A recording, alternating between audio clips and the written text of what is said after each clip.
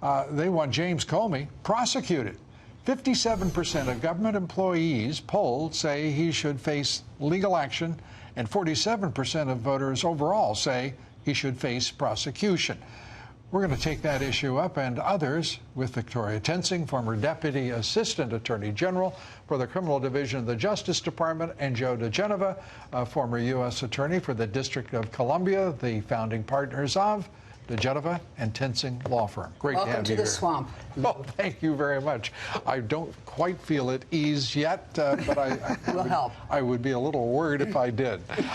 It's great to see you and to have you guys here. Let's start with the Comey declination by Attorney General Barr, the Justice Department, to prosecute. Your thoughts on it?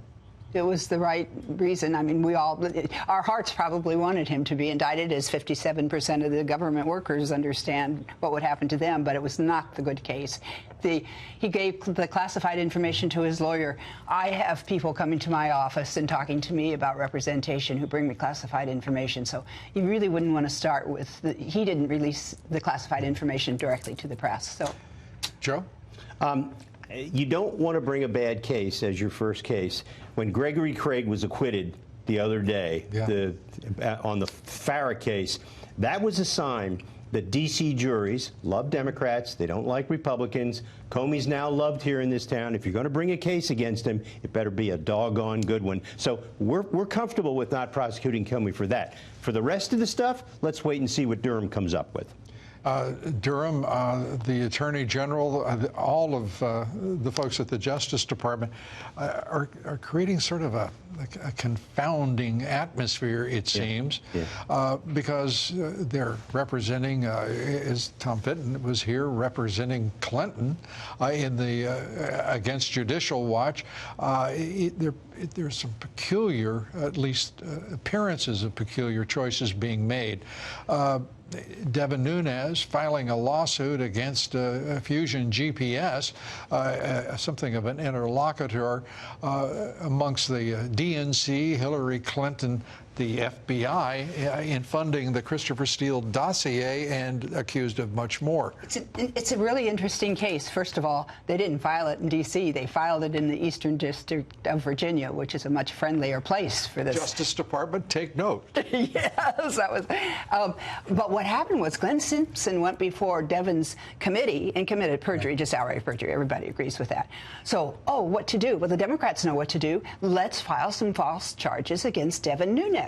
And lickety-split, the GPS helped research these false charges, absolutely false, against Devin. Ethics Committee charges. In the Ethics Committee, one after another. You know, a few weeks later and I heard you giving adjectives about the Republicans earlier. I have one to add. Feckless. The feckless Republicans. I like that one. Yeah. I thought you would. I'll use it next time. Okay. Because they said to Devin, just, this will go away. We're not going to fight it. Let's just let it happen. And, of course, he lost his chairmanship for, like a year. Yes, he did. And was ineffective. And they went after his wife.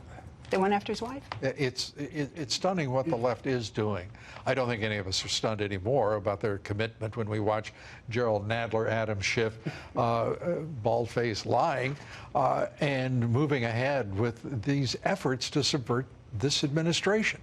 This is more than a blood sport. It is a vicious, absolutely committed group, ideologically, the Democratic Party, to the destruction of everyone in their way. Well, what's interesting about it, Lou, is it is that, but it's also seditious. What they've decided to do is we have a legitimately elected president under the Constitution. They never accepted the result. They have used governmental power, subpoena power, in an abusive, vindictive, and retributive way. They have embarrassed the House of Representatives, the committee system. They continue to do it, and what they are doing is undermining constitutional government. They're not trying to save the government. They're trying to destroy the government because they cannot stand that Donald Trump won and Hillary Clinton lost. And what they are doing is unconstitutional. Why is there's no fire in the bellies, it seems, of any Republican, certainly in this town? You can go through and name a lot of people, but this is the most passive, deferential group of victims I've ever seen in anything approaching national politics. It's something Except for the lower president. than that. I'm sorry? Except for the president. Well, he's the fighter. He is the focal point of it all, because he is the only one in this town with the guts and the intelligence and, frankly, the ideas to save this republic. And that is driving the left nuts. It's also the vested interest on the right, particularly the corporate America and the establishment, aligned against leftists and socialists on the left. It is ridiculous what is happening to the Republican Party. The Republican Party never accepted Donald Trump. And he said, you know what? I don't need you. I'm going to get elected anyway. And they resented it. And a lot of them were afraid of him. Oh, and in 2018, the ones who didn't embrace him lost big time. And the ones who did embrace him were able to win.